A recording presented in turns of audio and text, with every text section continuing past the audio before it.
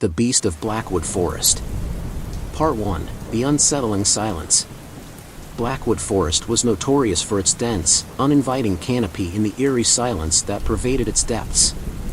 Nestled at the edge of the forest lay the small village of Raventon, a community of a few hundred souls who lived in quiet harmony with their surroundings. However, that harmony was shattered one chilly winter when the first disappearance occurred. It began with the local blacksmith, Garrett. A burly man known for his strength and jovial nature, Garrett had ventured into the forest to hunt and never returned.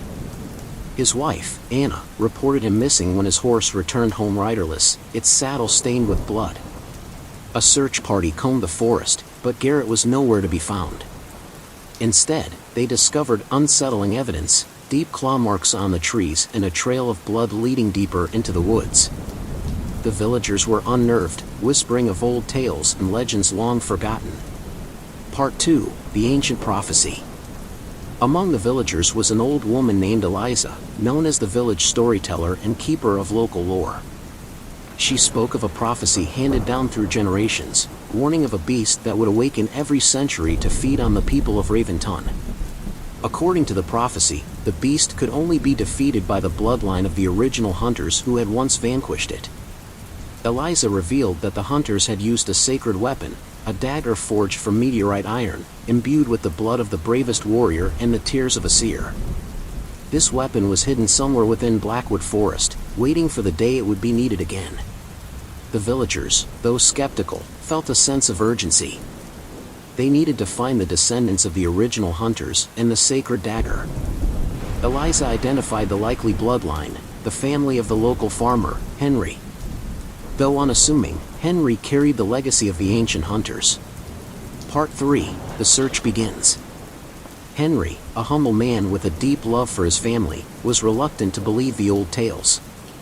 But as more villagers disappeared, including his own son, Samuel, he felt compelled to act. Joined by a small group of brave villagers, including Eliza, Henry ventured into Blackwood Forest. They searched for days, guided by Eliza's knowledge of the forest and the ancient prophecy. They found signs of the beast everywhere, clawed trees, bones of unfortunate animals, and occasional human remains. The deeper they went, the more they felt an oppressive, malevolent presence.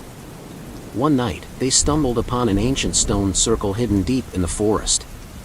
At its center was a pedestal, and on it lay the sacred dagger, glowing faintly in the moonlight. The group approached cautiously, and as Henry grasped the dagger, a powerful surge of energy coursed through him. Part 4. The Beast Emerges. With the dagger in hand, Henry felt a renewed sense of purpose. However, the beast was aware of their presence. It emerged from the shadows, a massive, grotesque creature with fur as dark as night and eyes that glowed with an unnatural fire. Its claws were long and razor-sharp, and its roar shook the very trees. The villagers fought bravely, using whatever weapons they had brought. But the beast was powerful, swatting them aside like mere insects. Henry, clutching the sacred dagger, knew he had to fulfill his ancestors' legacy. With Eliza's guidance, he recited the incantation that would empower the dagger. As the words left his lips, the dagger glowed brighter, and Henry felt a connection to the ancient hunters. The beast lunged at him, but Henry stood his ground. In a moment of pure determination, he plunged the dagger into the beast's heart. Part 5. The Unexpected Twist.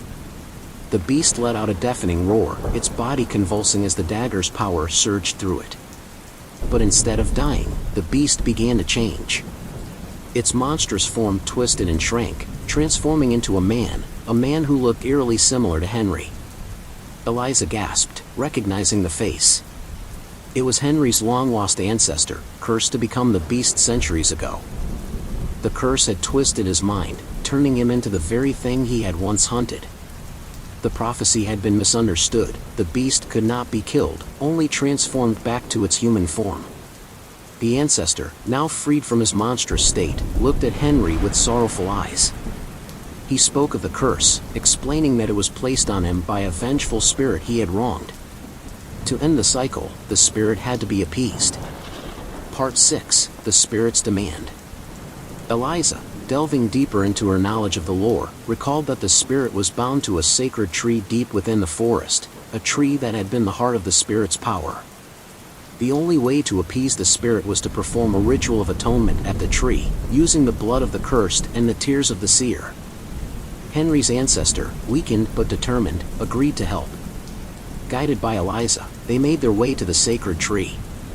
The forest seemed to resist their passage, the air growing thicker and the shadows deeper. But they pressed on, driven by the need to end the curse once and for all. Part 7, The Final Ritual. At the base of the sacred tree, they prepared for the ritual. Eliza, the seer, wept as she recited the incantation, her tears falling onto the ancestors' blood. The air crackled with energy as the spirit manifested, a ghostly figure with eyes full of wrath and sorrow. The spirit demanded justice, and Henry's ancestor offered himself willingly, acknowledging his past wrongs. As the ritual reached its climax, the spirit's anger seemed to wane, replaced by a deep, abiding sadness. With a final, mournful wail, the spirit dissipated, its power fading into the night. Part 8, Peace Restored. With the curse lifted, the forest seemed to breathe a sigh of relief. The oppressive atmosphere lifted, and the villagers who had been taken by the beast were found, dazed but alive, scattered throughout the forest. Henry's ancestor, his body fading, thanked Henry and Eliza before passing peacefully into the afterlife. The villagers returned to Raventon, bringing with them the survivors and the story of their victory. The sacred dagger was placed in a place of honor, a reminder of the courage and sacrifice of those who had fought to end the curse. Henry, now a hero, continued to live a humble life, forever changed by his experience. Eliza, the wise seer, continued to share the stories and lessons of the past, ensuring that the memory of the beast and the spirit was never forgotten. Part 9, The Long Winter. Several winters passed, and the village of Raventon began to forget the horrors of the past. The forest, once feared, was now a source of wood, game, and adventure for the young and brave. Life returned to normal, and the villagers prospered. Yet, an unease lingered in the hearts of the elders who remembered the prophecy and the beast. Henry, though older and more burdened by the memories, had become a pillar of the community. His son, Samuel, now a young man, grew restless. The stories of his father's bravery and the adventure into Blackwood Forest filled him with a yearning for his own destiny. It was during one particularly harsh winter that Samuel's curiosity led him to explore the deepest parts of the forest. Against his father's wishes, he ventured out with a group of friends. They laughed and sang, not heeding the warnings of the past. Part 10, A New Threat.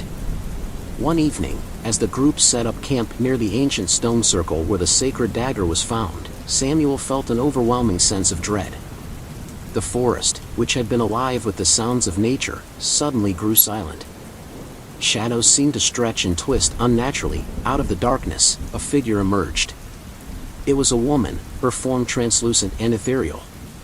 She spoke in a voice that echoed with sorrow and rage, revealing herself as the vengeful spirit who had cursed Henry's ancestor. The spirit was not appeased. The ritual had only temporarily bound her. Samuel, terrified but curious, listened as she revealed a new prophecy. The true source of her power was not the tree, but an ancient relic buried deep within the forest. This relic, if found and destroyed, would end her wrath and free her soul. Part 11, The Relic Hunt. Samuel returned to Raventon, shaken by the encounter. He told his father and Eliza of the spirit's message. Henry, though hesitant, knew they had no choice but to act. The village's safety depended on it. Eliza, using her vast knowledge, identified the relic as the Heartstone, a powerful gem said to be created by ancient sorcery. The villagers prepared for another expedition into Blackwood Forest. This time, they were better equipped and more knowledgeable about the dangers that lay ahead. Among them were Samuel, Henry, Eliza, and a skilled tracker named Tobias, known for his ability to navigate the most treacherous terrains. Part 12, The Descent. The group journeyed deep into the heart of the forest, following clues left by Eliza's ancient texts and the spirit's cryptic warnings. The forest grew darker and more foreboding with each step. They encountered strange creatures and faced numerous trials, from treacherous ravines to hidden traps. One night, as they camped near a rushing river, they were attacked by shadowy figures, manifestations of the spirit's lingering wrath. The group fought valiantly, using their wits and weapons to fend off the phantoms. Though they managed to survive the attack, it left them shaken and more determined than ever to find the Heartstone and end the spirit's torment. Part 13, The Hidden Chamber. As they pressed deeper into the forest, guided by Eliza's knowledge and Tobias's keen instincts, they came across an ancient cave system, partially hidden by overgrown vegetation. The entrance was marked with symbols that matched those in Eliza's texts, indicating they were on the right path. Inside the cave, the air was cold and damp. The walls were lined with strange carvings and symbols, telling the story of the spirit and the curse. They carefully navigated the labyrinthine passages, encountering deadly traps and puzzles designed to protect the Heartstone. Finally, they reached a vast chamber at the heart of the cave. At its center stood a pedestal, upon which lay the Heartstone, a glowing gem pulsing with an eerie, unnatural light. As they approached, the spirit materialized once more, her presence more powerful and malevolent than before. Part 14, The Final Confrontation. The spirit, her eyes blazing with fury, demanded the Heartstone be left untouched. She revealed the true depth of her anger and sorrow, born from betrayal and loss. Eliza, using her gift of empathy, engaged the spirit in a dialogue, trying to understand and soothe her torment. Meanwhile, Samuel and Henry prepared to destroy the Heartstone. The spirit, sensing their intent, lashed out with supernatural fury, summoning dark forces to protect the gem. A fierce battle ensued, with the villagers fighting shadows and spectral beings. Eliza's words began to have an effect on the spirit, softening her rage and revealing her sorrowful humanity. She spoke of her past, of love lost and a betrayal that bound her to the forest. As her story unfolded, it became clear that destroying the Heartstone might free her but also condemn her to an eternity of unrest. Part 15, The Sacrifice. Realizing the complexity of the situation, Henry made a difficult decision. He suggested an alternative, to transfer the spirit's essence into the Heartstone, allowing her to rest in peace while preserving her memory. This required a great sacrifice, a life for a life, as the old prophecies had hinted. Henry, understanding the gravity of his decision, offered himself willingly. He believed that by doing so, he would not only free the spirit but also protect his family and the village. Samuel protested vehemently, but Henry was resolute. With Eliza's guidance, they performed the ritual. The Heartstone glowed brighter as it absorbed the spirit's essence. Henry, standing beside the pedestal, felt his life force ebbing away, but he was at peace, knowing he was ending a cycle of pain and vengeance. Part 16, A New Beginning. As the ritual concluded, the spirit's form faded into the Heartstone, and the oppressive atmosphere lifted. The chamber was filled with a serene light, and the carvings on the walls seemed to shift, telling a new story of redemption and peace. Henry's body lay still, but his sacrifice had brought a sense of closure and calm to the forest. Samuel, Eliza, and Tobias, though grieving, felt a deep sense of gratitude and respect for his bravery. They returned to Raventon with the Heartstone, now a symbol of their collective courage and sacrifice. The villagers held a memorial for Henry, honoring his life and the peace he had brought to the forest and their community. Years later, Raventon thrived, its people living in harmony with the forest. The Heartstone was enshrined in a place of honor, a reminder of the past and the sacrifices made to secure their future. Samuel, inspired by his father's bravery, became a respected leader in the village, ensuring that the lessons of the past were never forgotten. Eliza continued to share her wisdom and stories, her legacy intertwined with the history of the village.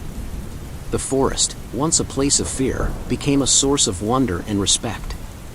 The memory of the beast and the spirit became part of the village's lore, a tale of courage, sacrifice, and the enduring power of redemption.